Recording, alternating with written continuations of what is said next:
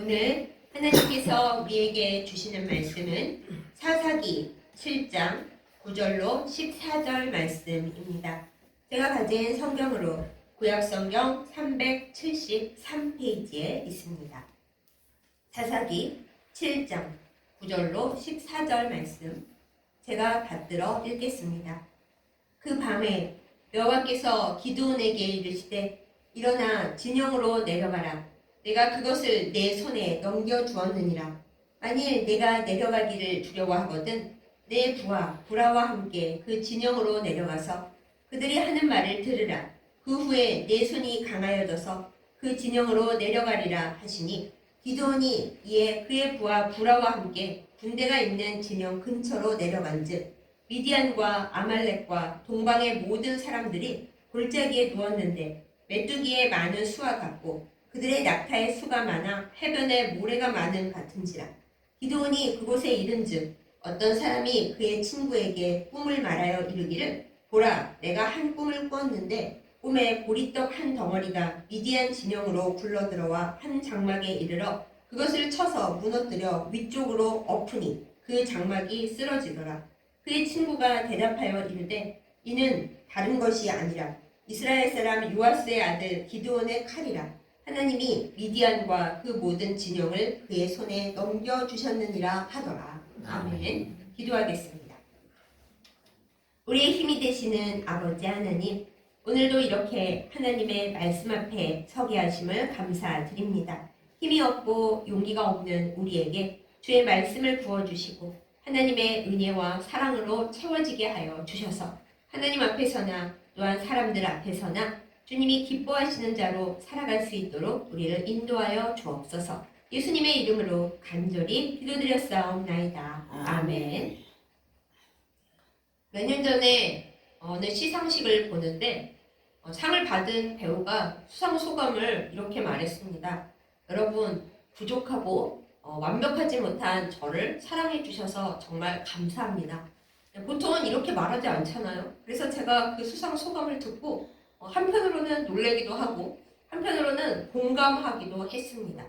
우리는 되게 잘난 척을 많이 합니다만 사실은 마음속에 우리의 교만한 모습 그 반대편에 열등감이 많이 있습니다. 사람들이 나의 모자란 것을 알면 어떡하나, 또 사람들이 나의 부족함을 알면 어쩌나, 그리고 나를 싫어하거나 욕하거나 그리고 조롱하고 무시하면 어떡하나, 사람들은 그 두려움을 가지고 살아갑니다. 그래서 뭔가 조금 잘 되면은 두려움을 감추고자 더 잘난 척을 하고 나는 훌륭하고 완벽한 사람이야 이렇게 생각을 하고 의시됩니다. 그리고 자기 자랑을 많이 합니다. 겉으로는 되게 교만한 일이지만 사실 그 사람들의 속을 깊이 파보다 보면은 내가 완벽하지 않다는 걸 스스로 알기 때문에 그거를 덮고자 그리고 방어하고자 그런다는 것을 알 수 있습니다. 그래도 잘 나갈 때는 그럭저럭 괜찮습니다. 그런데 사람이 어려움을 겪고 초라해지고 자기 주변이 몽땅 다 우겨쌈을 당하여 힘든 일만 계속 되면은 이제는 낙심하고 그리고 절망하고 그리고 정말로 두려움과 열등감에 빠져서 그야말로 못난 모습만 보이게 됩니다. 오늘 말씀에 나오는 기드온은 이 전장부터 등장을 하는데 아니 이 사람이 어떻게 사사가 됐는가, 어떻게 하나님께서 전쟁에 장수로 쓰셨는가 의심스러울 만큼 겁이 참 많은 사람입니다. 미디안이 이스라엘을 다스리고 막 심하게 대할 때에 기드온은 그 시대에 살았습니다. 미디안 사람들이 모든 것을 다 빼앗아 가는 시대였기 때문에 기드온은 그것을 빼앗기지 않으려고 밤에 남몰래 타작을 하고 밀을 까부른 그런 사람입니다. 그런 겁쟁이 기드온에게 하나님의 천사가 나타나서 큰 용사여라고 부릅니다. 아니 아무것도 할 수 없고 무서워서 밤중에 몰래 하는 이 사람에게 용사라니요. 이 당치도 않지 않습니까? 기드온도 그 사실을 알아서 벌벌 떨면서 그게 무슨 말도 안 되는 소리냐. 나는 그런 사람이 아니다. 하고 이제 하나님이 주시는 소명을 굉장히 거부를 많이 하죠. 우리가 기드온의 양털 시험이라는 것을 압니다. 원래 하나님은 누구에게도 시험을 받지 아니하시고 하나님을 시험하는 것은 11조 말고는 아무것도 허락지 않으시는 그런 분이신데 기드온이 겁이 많아서 하나님 정말 저랑 함께 하신다는 증거를 보여주십시오. 그 처음부터 시작된 여러 가지를 건너 양털 시험 할 때도 하나님이 너 나 시험하지 마. 나 그거 싫어해. 그렇게 얘기 안 하셨어요? 기도원이 양털 시험 한 번도 한 거 아니고 두 번이나 했는데도 하나님께서 다 응답하시면서 내가 너랑 함께 있고 도저히 일어날 수 없는 일을 너를 통해서 할 거야. 이것을 보여주십니다. 기도원이 조금 용기를 내서 그러면 누구를 데리고 가서 어떻게 싸울까요? 할 때도 하나님은 놀라운 얘기를 하십니다. 사람을 많이 모으지 말라고 하십니다. 모여있는 사람 중에 싫은 사람은 다 집에 가라. 전쟁하기 싫은데 억지로 온 사람은 가라. 그렇게 하시고 또 그 이외에도 성경에 이어지는 여러 가지 방법을 통해서 딱 300명만 죽이게 하십니다.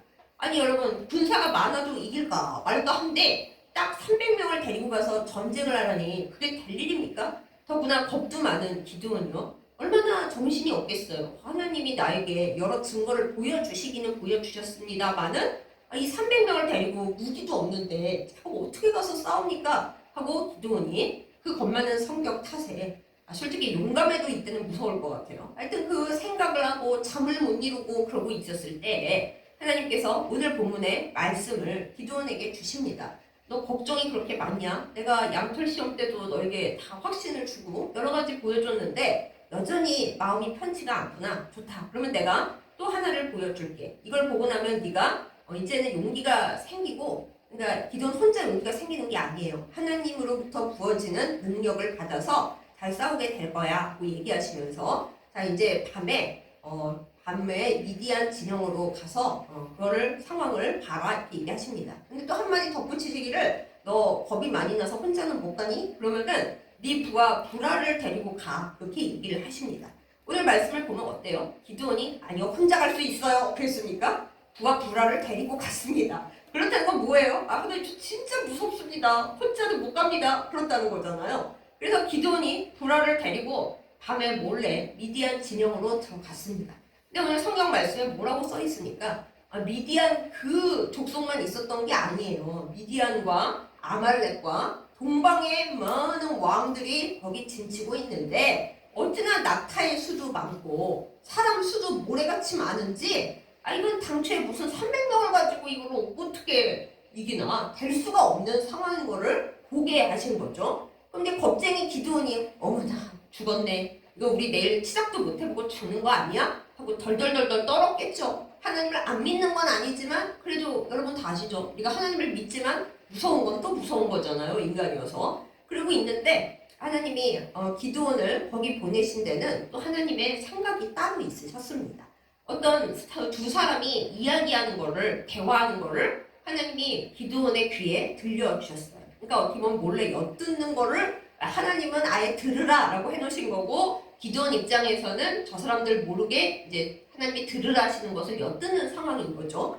그런데 이제 여기가 미디안 진영이잖아요. 이스라엘 왼수 진영 아니에요? 그런데 이 두 사람이 하는 얘기가 되게 신기합니다. 근데 저는 이 말씀을 읽을 때마다 사실은 하나님이 이 미디안 진영에다가 하나님 나라에서 제일 연기를 잘하는 명배우 두 천사를 데려다 놓으시고 야 기드온이 이따 올 테니까 걔가 엿듣는데 너희는 뭐라는 척하고 내가 대본 준 대로 잘 연기를 해라. 기드온이 용기를 가질 수 있게 그러신 거 아닐까 저는 항상 의심하면서 이 본문을 봐요. 여러분도 한번 보세요. 그런 거 아닌가? 어떤 두 사람이 얘기를 합니다. 저기 있잖아 내가 어젯밤에 꿈을 꿨다? 또 다른 사람이 대답을 합니다. 뭔 꿈을 꿨는데? 있잖아 저기서부터 보리떡 한 덩어리가 떼굴떼굴떼굴 굴러 들어오는 거야. 응? 밀떡도 아니고 바위도 아니고 보리떡이야. 보리떡 한 덩어리가 굴러 들어오는데 그게 미디안의 그 막사, 텐트 같은 거겠죠? 막사를 탁 모서리를 치는데 글쎄 그게 보리떡인데 굴러와가지고 막사를 치더니 그 막사가 이렇게 위로 팍 엎어지면서 쓰러졌다? 무슨 꿈이지? 이렇게 얘기를 합니다. 그러면은 이제 같은 미디안 사람이라면 에이 이게 무슨 개꿈이야 잠을 못 잤구만 너 무섭지 뭐 이렇게 얘기하는 게 거의 당연하지 않겠어요? 그런데 분명히 둘 다 미디안 혹은 그 동방의 사람들 뭐 아말렉 그런 하여튼 이스라엘의 왼수인 적군일 텐데 그리고 적군 사람 수도 많고 오늘 보면 낙타 수도 많다 이렇게 써 있잖아요. 그런데 그 꿈 해몽을 하는 사람이 이렇게 대답을 해줍니다. 그거 내가 알아. 뭔데? 그거 있잖아. 하나님께서 기드온이라고 하는 이스라엘 사람을 보낼 건데 그 그 기드온의 칼이야. 그 보리떡 덩어리가. 그 기드온의 칼이 와서 우리 이 진영을 다 이길 거라고 하나님이 기드온의 손에 우리 편을 다 물려줬다는, 물려준 게 아니라 넘겨주셨다는, 우리 편이란 말은 안 나옵니다. 하여튼 기드온에게 이 모든 진영을 다 이기게 하셨다라는 꿈이야. 이렇게 얘기를 해줍니다. 여러분 생각을 해보세요. 이게 미디안 사람이나 아말렉 사람이 해줄 만한 해몽입니까? 저는 여전히 천사가 하나님 파송을 받고 내려와서 역할극을 했다는데 한 표를 겁니다. 아무튼지 간에 이 해몽을 들은 기드온의 마음이 그 순간 이 뒤에 이제 여러분께서 성경을 찾아보시면 아시겠지만 그 후에 마음이 뜨거워지고 진짜 성령 충만하게 되었습니다. 그리고 기드온이 겁은 많지만 이 앞을 보면 솔직히 좀 꾀가 많은 사람이거든요. 그래서 하나님께서 아이디어를 부어주신 대로 이게 직접 나가서 싸우자 하고 싸운 게 아니라 잘 아시는 대로 항아리와 횃불과 소리나는 것들을 준비해서 이 많은 군사들을 물리치고 대승을 거두죠. 이게 원래대로는 말이 안 되는 이야기지만 겁쟁이 기드온은 도저히 이루어낼 수 없는 일이고 생각조차 못할 일이었지만 하나님께서 기드온과 함께 하심으로 인하여 보리떡 덩어리 같은 기드온이 그 엄청난 사람들을 이길 수 있었습니다. 자, 여기서 제가 여러분께 말씀드리는 오늘 설교의 제목, 하나님은 보리떡 매니아이십니다. 아시죠? 이 기드온에 대해서도 아예 꿈 자체가 보리떡 한 덩어리가 굴러왔다. 근데 그것은 기드온의 칼이다. 그래서 이 기드온은 보리떡이다. 딱 되어 있죠. 또 하나의 보리떡을 여러분은 기억하실 겁니다. 예수님께서 5,000명을 먹이신 사복음서에 다 나와 있는 그 유명한 기적에 등장하는 떡은 무슨 떡입니까? 네, 보리떡이에요. 그럼 여러분이 그 시대는 보리떡밖에 없었나 보죠. 그럴 리가 있습니까? 보리떡은 가난한 사람들이 먹는 떡이고 또 그야말로 보잘것없음의 상징이었어요. 요즘은 웰빙 시대라서 우리가 보리떡, 보리빵 그런 걸 훨씬 좋은 거라고 생각하고 실제로 가격도 더 비싸더라고요. 하지만 그렇게 된 데는 얼마 되지 않았고 오랜 역사 동안에 보리떡, 보리빵은 그야말로 하찮고 보잘것없고 가난하고 힘없는 사람들이 끼니를 때우기 위해서 할 수 없이 먹는 그런 것이었습니다. 우리나라에도 보리고개라는 말이 있지 쌀고개라는 말은 없잖아요. 보리가 먼저 출시되기도 하지만 그만큼 가난한 사람들이 그냥 생계를 위해서 먹는 거였다는 것입니다. 하나님께서는 근데 밀떡이나 멋있는 좋은 것을 쓰시는 하나님이 아니시고요. 그런 예수님이 아니시고요. 예수님은 보리떡을 쓰기를 좋아하시는 보리떡 매니아이십니다. 자, 그럼 여러분 다시 생각을 해보겠습니다. 좋은 사람, 훌륭한 사람, 멋진 사람, 그럭저럭 세상 보기에 완벽함에 가까운 사람, 그리고 반대로 보잘것없고 연약하고 뭔가 좀 문제가 있어서 세상 사람들이 쯧쯧쯧 하는 그 사람, 이 두 종류의 사람 중에 하나님은 어느 쪽을 더 쓰시기를 원하실까요? 보리떡 매니아이신 하나님, 그 손에 보리떡을 드시고 축사하시고 5,000명을 먹이신 그 예수님, 그 하나님과 예수님이 어떤 사람을 쓰시기를 더 기뻐하실까요? 정답이 뻔히 보이죠? 보리떡 매니아이신 하나님은, 보리떡 매니아이신 예수님은 세상이 보기에 약간 모자란 것 같고 세상 사람들이 좀 무시하는 하찮은 것 같고 그리고 자기 자신이 난 뭐든지 잘할 수 있어, 난 완벽해 하는 그런 사람 말고 주님 저는 죄인이고 참 이 세상에서 하잘 것이 없습니다. 어찌하면 좋습니까? 하는 사람 쓰기를 더 좋아하신다라는 것입니다. 만약에 기드온이 주님 저를 써주기만 하세요. 제가 나가서 당장에 미디안 그놈들을 그냥 다 무찌르고 이스라엘을 회복시키겠습니다. 그런 사람이었더라면 하나님은 아마 기드온을 절대로 쓰시지를 않았을 겁니다. 왜냐하면 하나님께서 승리를 주셔도 자기 힘과 용맹을 믿는 사람은 내가 잘해서 내가 앞서서 나가 싸웠기 때문에 내가 용맹스러워서 이겼다 이렇게 생각할 것이기 때문입니다. 근데 우리가 알잖아요. 사실 그렇습니까? 사람이 용맹하고 사람이 지혜롭고 사람이 일을 잘해봤자 뭐 얼마나 잘하겠어요. 자기 힘으로 뭘 얼마나 하겠습니까? 그렇지가 않은데 많은 사람들은 자기의 연약함을 숨기고 뭔가 자기가 잘하는 것을 앞세우고 얘기하고 자랑하면서 나는 연약한 사람이 아니라 괜찮은 사람이라고 자꾸 포장하기를 좋아합니다. 그러면서 하나님께서 도와주시고 하나님께서 주셔서 이룬 모든 것들에 대해서도 내가 얼마나 노력을 했는지 알아? 내가 얼마나 기도를 했는지 알아? 내가 정말 안 해본 것이 없이 열심히 했어. 그리고 내가 원래 좀 머리가 좋고 좀 그래. 이런 식으로 얘기를 하죠. 그것은 하나님께서 기뻐하시는 일이 아닙니다. 교만은 패망하게 만드는 선봉장이기 때문에 하나님은 좋은 쌀떡, 밀떡 좋아하지 아니하시고 보리떡을 좋아하시는 보리떡 매니아이십니다. 우리가 잘 아는 다윗과 골리앗을 한번 생각해 보십시다. 골리앗은 누구에게도 내가 질 자신이 없다 이러는 큰 거인이고 장수였습니다. 그래서 잘난 척을 하면서 이스라엘 진 앞에 나와가지고 너네 중에 나 이길 수 있는 사람 다 나와. 들어와. 내가 대결을 해가지고 우리 둘 중에 이기는 그 군대가 이기는 것으로 하자. 그러면서 그냥 떠벌리고 난리를 쳤어요. 그리고 실제로 이스라엘 사람 중에 사울 왕마저도 저 골리앗을 어떻게 이기나 큰일 났네 하고 겁먹고만 있었지. 그 누구도 나가서 그래 싸워보자. 내가 이스라엘 여호와 하나님의 이름으로 너를 그냥 아작을 내주겠다. 그럴 용기를 가진 사람이 아무도 없었습니다. 그런데 소년 다윗이 이제 형들을 보기 위해 아버지 심부름을 하러 거기 왔다가 골리앗이 떠벌리는 소리를 들었어요. 그때 다윗의 마음속에 아니 저가 우리 이스라엘 군대만 모욕하는 것이 아니라 여호와 하나님을 모욕하고 있네. 내가 이것까지는 참을 수 없지 하고 하나님을 향한 열심이 그 마음에 불붙었죠. 그리고 다윗은 경험이 있었어요. 그 왕에게 고백할 때 얘기하기를 제가 아버지 집에 양을 돌보는 목동인데 곰이나 여러 가지 악한 짐승이 와서 우리 양을 물어가면 내가 그것을 찢고 그 양들을 도로 찾아왔습니다. 제가 힘이 세서 그런 게 아니라 하나님이 그렇게 저를 지켜주시고 힘을 주셨는데 저 하나님의 왼수인 저 새끼 죄송합니다. 네.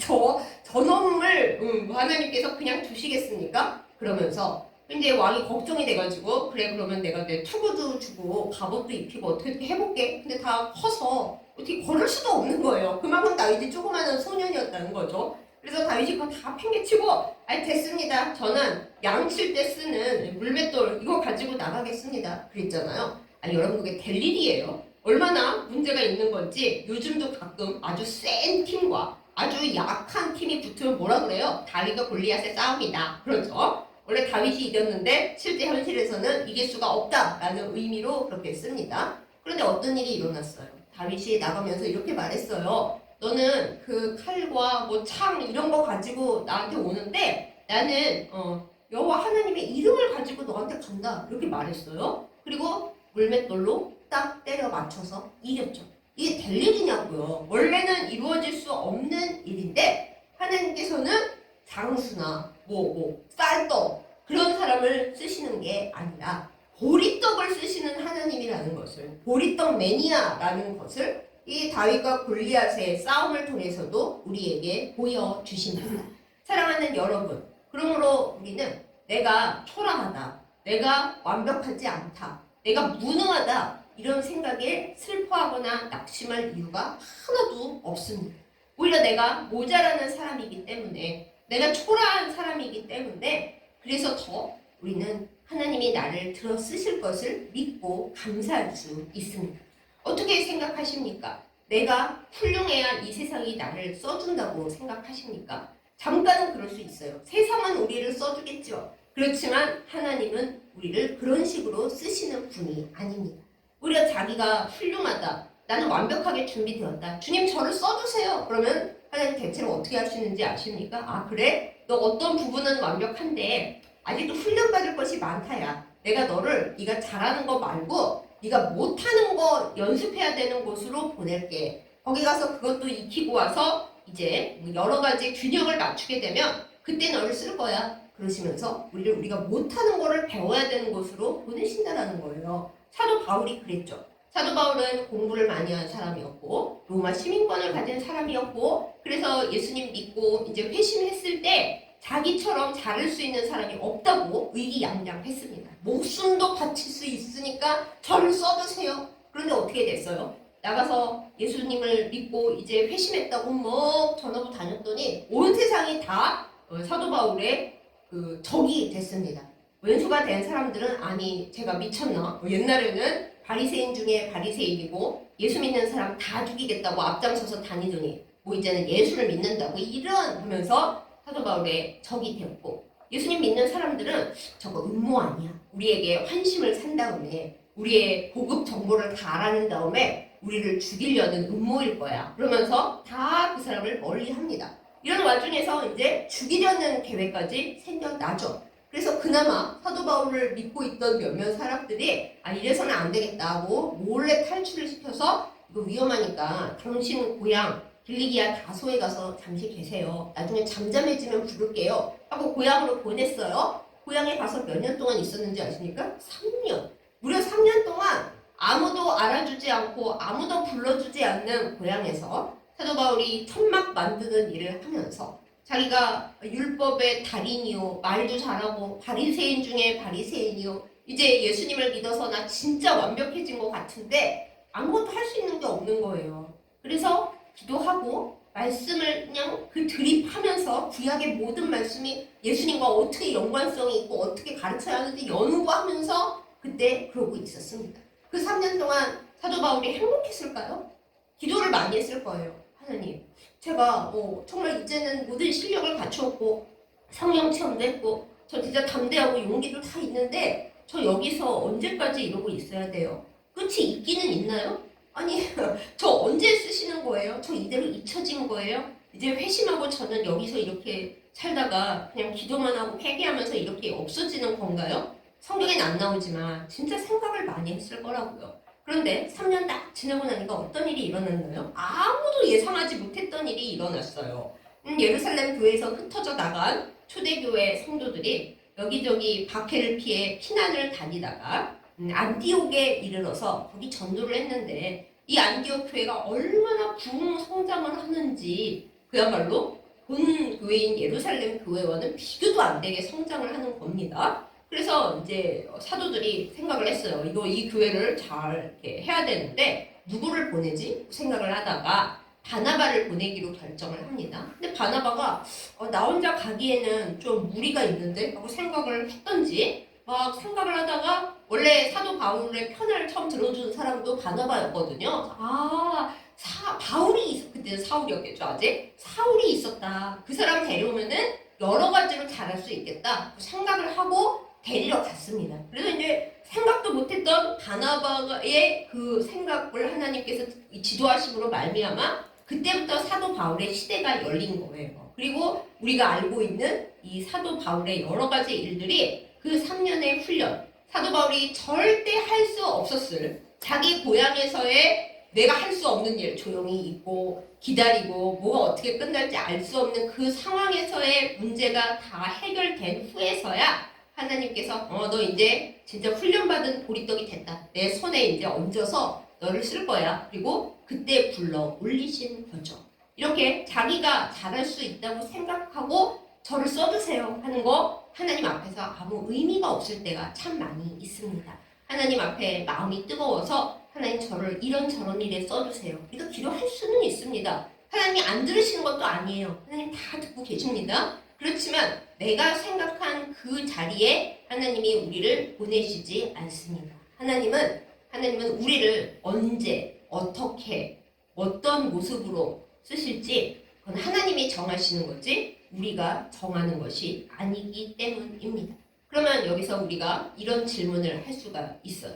그러면 우리는 아무것도 안 하고 그냥 보리떡으로 못난 채로 있다가 그냥 못났으니까 하나님이 예쁘게 보셔서 그래 너 못났으니까 내가 써줄게 하고 여기저기 그냥 보내시나요? 그러면 그냥 이렇게 못난 채로 있으면 되겠네요. 그렇지 않다는 걸 여러분이 더 잘 알고 계시죠. 하나님은 우리가 보리떡이라고 해서 못난 그게 아니라 우리의 마음속의 상태, 우리의 믿음의 상태, 우리의 이 세상을 바라보는 관점이 어떤지 하나님의 저울과 하나님의 생각 가운데서 끝없이 달아보시는 하나님이십니다. 그리고 문제가 있는 부분은 끊임없이 치료하시고 회복시키시는 하나님이신 거죠. 다시 기드온 얘기로 돌아갑니다. 기드온이 맨 처음 하나님 앞에 부름 받았을 때는 본인의 꾀는 좀 있는 사람이었겠지만은 그야말로 겁쟁이에다가 뭐 그냥 말이 많아요, 한마디로. 그런 사람이었는데 하나님이 기드온을 못난 채로 부르신 후에 훈련을 시키시죠. 재물을 가져올 테니 뭐 증거를 보여주세요 했더니 그거를 다 싹 태워서 하나님의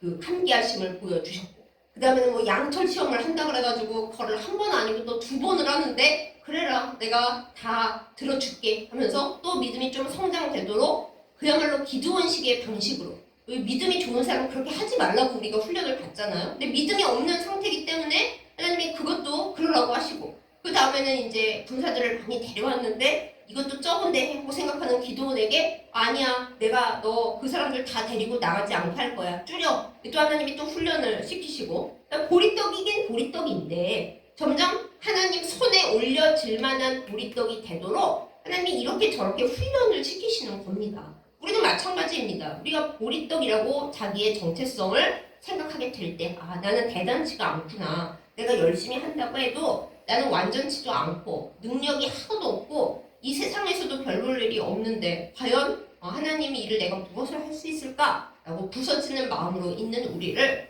하나님이 불쌍하게 여기시고 부르시긴 하는데 그 상태로 그냥 쓰시지는 않는다는 거예요. 여러 가지 하나님의 훈련과 또 얘가 이만큼 자랐는지 어쨌는지 하나님이 계속 생각하시면서 달아보신 연후에 하나님의 성령의 기름을 부어서 마지막에 들어 쓰신다라는 것입니다. 그 가장 큰 예가 기드온인 거고, 가장 단순한 예는 오병이어에 사용된 그 어린 소년의 도시락 속에 있었던 보리떡 5개인 거죠. 보리떡 5개를 예수님께서 그래 5개가 있구나, 그냥 나눠주다 보면 계속 나올 거야, 이러신 게 아닙니다. 예수님께서 물고기 2마리 그리고 보리떡 5개 이렇게 딱 잡으신 후에 그것을 들어서 하나님 앞에 축사를 하셨습니다. 그러니까 보리떡이 예수님의 손에 들렸기 때문에 그게 하나님의 능력이 들어가서 많은 사람을 먹이는 보리떡이 된 거예요. 우리 자신도 마찬가지입니다. 내가 무능하고 내가 아무것도 아니고 그러니까 써주시는 거라고는 우리가 말할 수 없습니다. 다만 그렇게 아무것도 아닌 연약한 우리가 예수님 손 위에 보리떡이 되었을 때 그때 하나님의 은혜 가운데 사용되는 겁니다. 사랑하는 여러분, 내 용도를, 내 쓸모를 내가 정해서는 안 됩니다. 우리의 사랑하는 자식들에 대해서도 마찬가지입니다. 어릴 때는 정말 아이들에 대해 큰 기대를 품고 얘가 하나님 나라의 훌륭한 백성이 되겠지 하면서 기도하면서 별걸 다 가르쳐가면서 열심히 키워요. 그런데 어느 순간이 되면은 얘가 그럴 만한 그릇이 못 되는구나 하고 부모님들이 점점 실망을 합니다. 또 반대로는 걔가 너무 잘해서 얘는 나의 자랑이야 하고 교만하기도 하죠. 그런데 두 경우에 다 하나님이 딱딱 때리시죠. 너무 훌륭했던 아이는 또 하나님 나름의 어떤 방식으로 그에게 문제가 생기기도 하고, 정말 실망스러운 자식은 얘를 내가 하나님 앞에 기도하는 것조차 그렇다 하고 아예 기도를 못하게 할 정도로 그렇게 아이가 힘들게 하기도 하고, 그런데 그 부모님의 생각조차도 사실은 하나님 앞에서 잘못된 겁니다. 왜 부모님이 그 애의 용도와 그 애의 쓸모를 정합니까? 하나님께서 그 애를 어떻게 쓰시고 어떤 방식으로 쓰시고 언제 사용하실지는 하나님 손에 달려있는 겁니다. 그 애의 일과 그 애의 미래와 그 애의 생명은 하나님 손에 들려있는 거지, 부모님이 그 애의 쓸모를 정하고 얘가 이만큼 하나님의 종이 되겠지, 얘는 배렸어, 얘는 내 생각에는 훌륭하게 될 거야, 이거 다 우리의 교만이고 우리의 잘못된 생각이라는 거예요. 그러니까 진정으로 자녀를 사랑하시는 하나님 앞에 나아가시는 성도님들이시라면 이렇게 기도해 주세요. 하나님, 제 자녀들이 하나님 앞에 있습니다. 이 애가 세상에서 볼 때 훌륭한 쌀떡인지 밀떡인지 혹은 하찮게 보이는 보리떡인지 그건 세상의 기준입니다. 하나님, 저는 더 이상 생각하지 않으렵니다. 다만 이 아이가 하나님의 손에 올려지게 하여 주시옵소서. 그리하여 내가 이 애를 얼마큼 성공시키고 어떤 용도에 써야지 그런 거 아니라 하나님께서 이 생명을 언제 어떻게 무슨 일에 쓰실지 하나님께서 결정하여 주시옵소서. 저는 이 아이를 포기하는 게 아니라 자랑하는 게 아니라 하나님의 손 위에 올려드립니다. 주의 뜻대로 아름답게 사용하여 주시옵소서. 이것이 자녀를 위한 우리의 기도가 되어야 하겠습니다. 하나님의 손 안에서, 예수님의 손 안에서 보리떡과 같은 내 아이들이 가장 귀하게 사용될 수 있습니다. 혹은 쌀떡인 줄 알고 걔는 놀라운 일을 할 거야 했는데 하나님의 손에 잡히지 않은 채로 그냥 세상적으로 살다가 그칠 수도 있습니다. 그러니 우리가 두려워하는 마음으로, 떨리는 마음으로 하나님 앞에 온전하게 갖다 놓아야 하겠죠. 우리 자신에 대해서도 마찬가지입니다. 사랑하는 여러분, 스스로를 보리떡이라고 생각하십니까? 열심히 살려고 했는데, 성공해서 하나님 앞에 큰 영광 돌리려고 했는데, 살다 보니 시간은 다 지나가 버렸고, 저는 보리떡도 아니고요. 완전히 땅에 버려진 개떡이에요. 이렇게 생각하십니까? 그거는 우리가 판단할 일이 아닙니다. 하나님은 보리떡 마니아이십니다. 성경에 개떡이 안 나와서 제가 보리떡 매니아라고 말씀드렸는데 어쩌면 뭉개진 개떡 매니아이실 수도 있어요. 그게 바로 나 같은 죄인 살리신 그거 아니겠습니까? 그러므로 내가 어떤 떡이든 우리가 생각하지 마십시다. 그저 우리의 존재를 주님의 손에 끝까지 올려드리는 우리가 되기를 예수님의 이름으로 축복합니다. 아멘. 세상은 나를 개떡으로 보아도 예수님이 나를 아니 나 너를 쓸 건데 하고 사용하시면은 우리는 하나님 나라의 가장 아름다운 떡이 될 것입니다. 하나님이 우리를 보내시는 곳에서 언제 어떻게 쓰실지 우리는 알 수 없다 하더라도 모든 것이 캄캄하고 막막하다 하더라도 주님이 붙잡아서 쓰시면 5천 명이 뭡니까? 5만 명, 50만 명도 살리고 먹을 수 있는 주님의 떡이 될 것입니다. 그러므로 우리가 우리의 인생을 판단하지 마십시다. 내 생각에 내가 이 나이쯤 되면 성공할 줄 알았는데 내가 이런 일을 할 줄 알았는데 이 나이쯤 되면 고생 안 하고 살 줄 알았는데 그건 다 우리의 계산이고 우리의 계산은 헛된 것입니다. 기도원이 꾀가 많았어도 그 꾀 가지고는 하나님의 손에 붙들릴 수 없었습니다. 하나님은 보리떡을 사랑하십니다. 이유는 보리떡이 하나님의 손에 잡힐 때 놀라운 일을 할 수 있기 때문입니다. 사랑하는 여러분, 보리떡과 같은 나를 혹은 그보다 더 못한 개떡 같은 나라도 하나님의 손에 올리는 우리가 되기를 예수님의 이름으로 축복합니다. 이전에 어땠든지 다 소용없습니다. 그거는 지나갔고 지금과 이후가 중요합니다. 주여, 보리떡 같은 이 나를 개떡처럼 돼버린 이 나를 주님의 손에 얹어 주십시오. 이것이 우리의 기도가 되기를 원합니다. 사랑하는 자녀지만 사실은 내가 실망하고 이 꼴도 보고 싶지 않은 내 자녀들 보리떡 같고 개떡 같지만 주님의 손에 얹으셔서 하나님의 놀라운 일에 사용하여 주십시오. 또 우리의 가족들, 때로는 아내와 남편, 진짜 꼴도 보기 싫은 개떡 같은 인간이지만 주님, 저는 내려놓지만 주님의 손에 올라가기를 간절히 간구합니다. 그 사람을 주님이 쓰시는 용도로 사용하여 주십시오. 주님의 손에 붙들리게 하여 주십시오. 이것이 우리의 기도가 될 때 하나님은 우리의 보리떡 같고 개떡 같은 상황과 인생을 주님의 손에 잡혀서 주님의 일을 하는 생명의 떡으로 바꾸어 주실 것입니다. 이러한 놀라운 일들이 일어나기를 예수님의 이름으로 축복합니다. 아멘. 다만 우리가 계산하지 않기를 원합니다. 내가 기도를 이만큼 했는데 이 정도 일은 이루어져야지. 내가 이만큼 갈고 닦았는데 하나님이 여기쯤에 나를 보내주셔야지. 그거 다 의미 없습니다. 하나님은 우리가 그런 생각 다 내려놓고 더 이상 질문하지 않고 주님의 손에 올라올 때까지 그때까지 우리를 기다려주고 계시니까요. 우리가 하나님의 손에 온전히 자신을 올리고 자신의 사랑하는 가족들을 올리고 나의 삶의 모든 상황과 모든 일들을 다 올리고 주님께서 저를 주님의 뜻대로 사용하여 주십시오. 저는 완벽하지 않습니다. 저는 아무것도 가진 것이 없습니다. 제가 교만한 것도 열등감 느끼는 것도 다 두렵기 때문입니다. 기도원같이 저는 많이 모자라고 맨날 의심하고 답이 없는 사람인데 주여 그런 나를 붙드시고 주님의 용도로 사용하여 주시옵소서. 이 기도가 우리의 기도가 되기를 원합니다. 그럴 때야 주님이 비로소 됐다. 내가 너를 붙잡아서 쓰리라. 기도원에게도 그러시는 거잖아요. 또 하나님이 얼마나 좋으신지 보통 제가 만약에 하나님이라면 기도원 진짜 쓸데없다. 이 모자란 거 내가 다른 더 쓸만한 인간 찾아보겠다.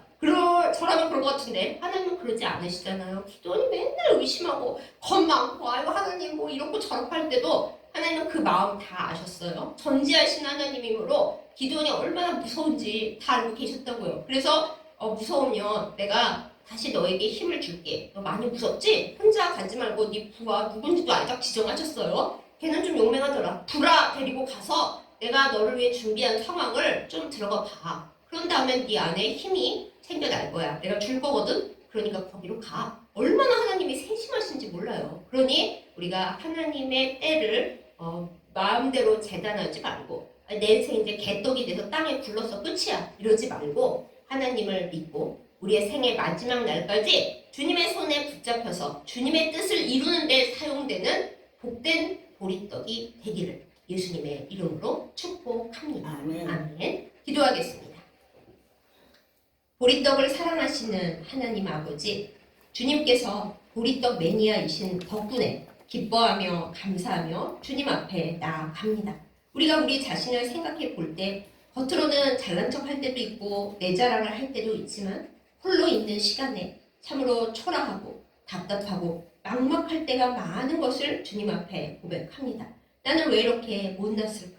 또한 나의 모자란 것을 사람들이 눈치채면 어떠지? 우리의 마음 가운데 불안과 초조함과 슬픔이 가득 있는 것을 주님 앞에 고백합니다.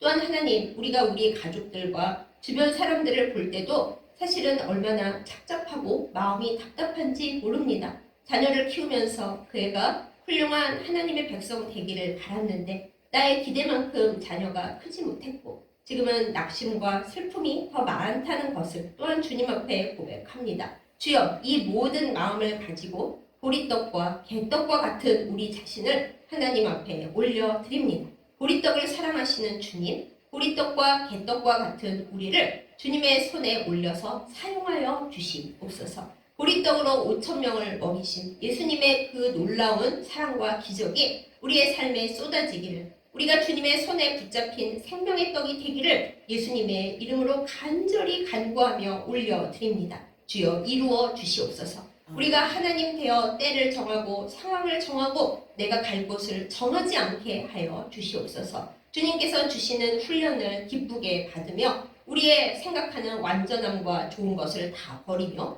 주님의 뜻을 따라 살게 하여 주시옵소서. 그리하여 기드온처럼, 다윗처럼, 사도 바울처럼 하나님의 손에 잡혀서 하나님의 일에 소용되는 저희들 되게 하시고 사랑하는 우리 가족들 다 되게 하여 주시옵소서. 하나님 앞에 가는 마지막 날까지 내 생각이 아니라 하나님의 생각으로 살게 하여 주시고 하나님의 뜻에 맞고 하나님의 꿈에 맞는 저희들로 살 수 있도록 주여 인도하여 주시옵소서. 예수님의 이름으로 간절히 기도드렸사옵나이다. 아멘.